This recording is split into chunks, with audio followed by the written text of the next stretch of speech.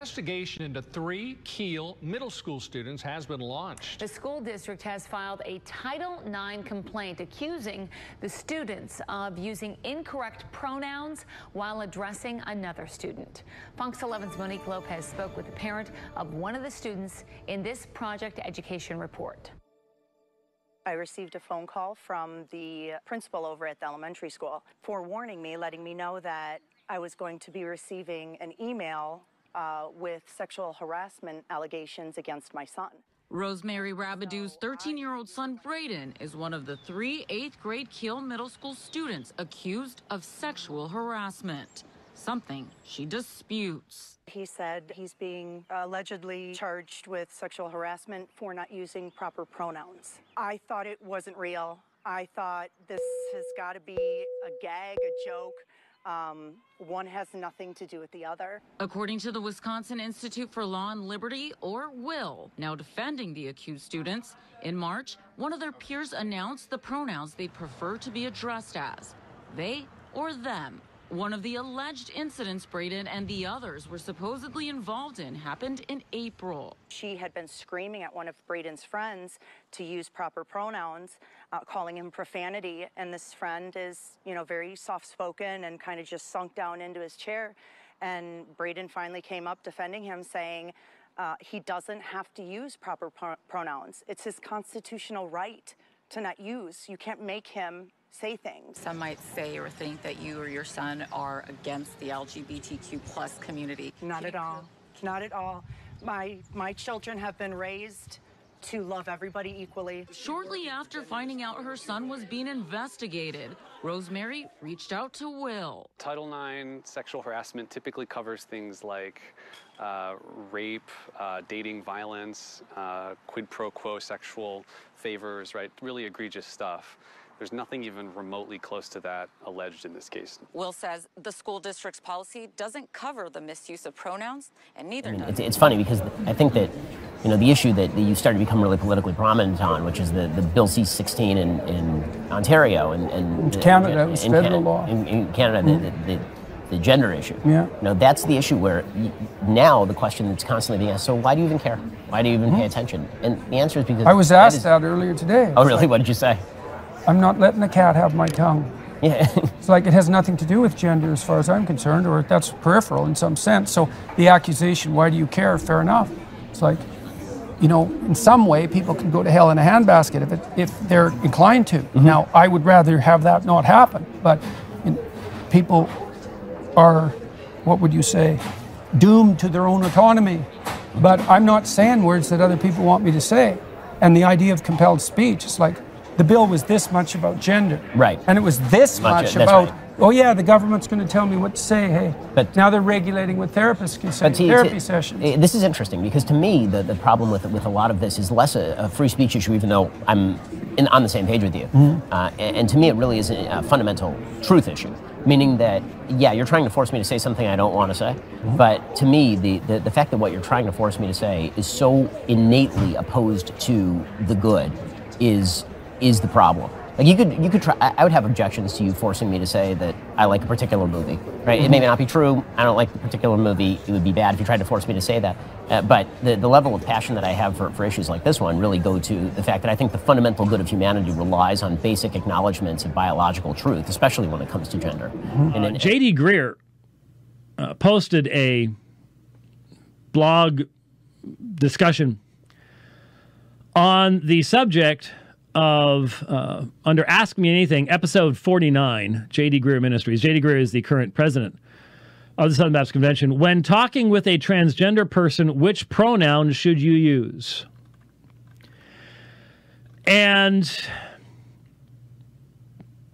so what he breaks it down to is there is a spectrum of generosity of spirit versus telling truth.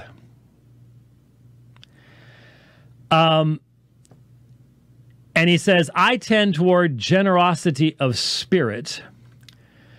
And he quotes from Andrew Walker and Preston Sprinkle, who heads up the Center for Faith, Sexuality, and Gender. He calls it pronoun hospitality.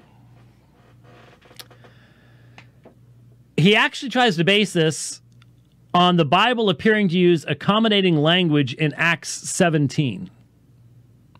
Wow, Acts 17 is abused by so many different people. It's amazing. I just want you to think about something for just 1 second. Just thought experiment. Do you believe for 1 second that if the Apostle Paul, you know, the guy who wrote Romans 1 and 1 Corinthians 6, that guy, were alive today, that he would be asking what your chosen pronouns are and then using them? Can you see Paul going zer and z, they, when speaking of singulars? And if you can't, is it just possible, maybe, that the reason that you can't even imagine that happening, and I can't imagine that happening, the reason you can't imagine that happening is because you recognize that what's driving Greer and Sprinkle and these others didn't drive Paul. Paul was not driven by cultural approval. He was not driven by what would be considered to be helpful in the communication with his culture.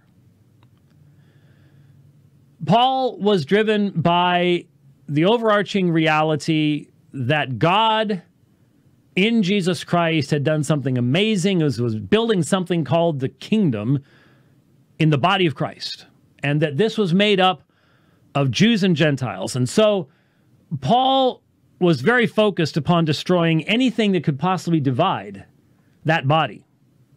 That's where so much of this focus on justification by faith is, because if you don't have justification by faith, if you do not have the imputed righteousness of Christ, which makes us all even before the throne, then there's all sorts of grounds and basis for division. And that he knew was death to the church.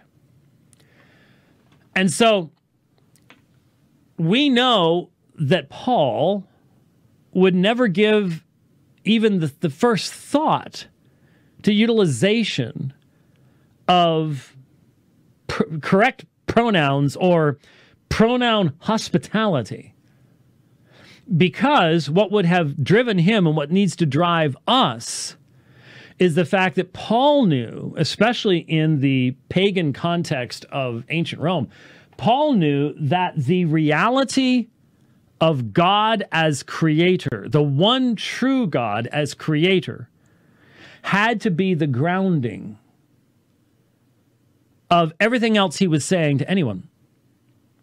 And therefore, he is going to first and foremost uphold God's truth in what he says. Even when he knew it would result in his being shut down on Mars Hill, he had to talk about the resurrection. He knew the people weren't going to like that. They were not going to be hospitable to the idea of resurrection, but he had to do it because that was part of the content of the message to which he had been called as a steward to proclaim to all people. And so Paul would have honored God as creator first and foremost. And that's what we must do. This presentation by Sprinkle, then moderated through Greer, he says, that is, I believe that all Christians can and should use pronouns that reflect the expressed gendered identities of transgender people, regardless of our views about gender identity ethics. Let me repeat that. That is, I believe that all Christians can and should use pronouns that reflect the expressed gender identities of transgender people. Biblically, transgenderism is an open, unapologetic rebellion against God as creator. It flows from a worldview that has no creator. It flows from a worldview that has no creator. It flows from a worldview that makes you the creator of your reality. It makes you the autonomous determiner of your own reality. Capitulating at the start, at the foundation of the battle, is suicidal and foolish to its core. Foolish to its core. There is such a diminished, minimized understanding of the centrality of a Christian worldview in so much of what expresses itself as evangelicalism today. It's stunning. And we are seeing it in the capitulation of these individuals who become involved in this reorientation of the entire church's perspective on sexuality. The Revoice Conference and everything that goes with it reflects the fact that there has been, for decades, a utter lack of meaningful application of a Christian worldview in the moral and ethical thinking of generations of Christians. So that when this attack came, it hit the soft underbelly. It shouldn't be a soft underbelly. If you understand that God is the creator of all things, God made them male and female. That's Jesus's teaching. And it is good and it is proper. And a person who rejects that gender binary, the created gender binary affirmed by Jesus Christ, who we say is our creator and our maker, you reject that, and the result is utter moral and ethical chaos. The chaos that we are seeing today, the chaos you saw in the videos from the high school, where the board decides that the boys can use the girls' bathrooms if they say they're girls, and the quote-unquote transgender girl, who's actually a guy, is going, oh yeah, and the girls are in tears because they're not going to be able to go to the bathroom all day at school. This is evil insanity, but it is the inevitable result of this absurdity. There is no such thing as a transgender person, people. We do not have the capacity of changing the genetics. And even if we did, that would be a horrific attack upon the creation and utterly destructive of it. So from whence comes this absurd desire on the part of Christians to just capitulate and go along instead of saying, no, wait a minute, wait a minute. I'm talking to a person made in the image of God. Well, you know what? You know what part of this is?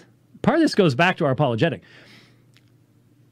Presuppositionalists recognize that the point of contact is the fact you're dealing with a person made in the image of God. Those who are not presuppositionalists assume that there can be a moral neutral ground, and that's where this is. That's where this is coming from. That's where the problem lies.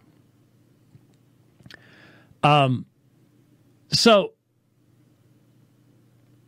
just there is a tiny, tiny, tiny percentage of people who actually experience gender dysphoria, and they should be pitied and helped to get over what is clearly a mental problem. But the vast majority. Do we need to bring up the YouTube video when I was on Dr. Drew? And then a few weeks later, the same guy dressed as a gal, former Army dude, helicopter pilot, is sitting there next to Ben Shapiro and puts his big old man hand on Ben's shoulder and threatens that Ben's going to have to be removed in an ambulance in a nice, deep, masculine voice, all while claiming to be a her. Do we need to go there? That's not gender dysphoria. That is perversion. That is sexual, autonomous perversion. Nothing more. And we will pay for saying that right now. We may pay for it. This video may be gone in a day. for daring to say that.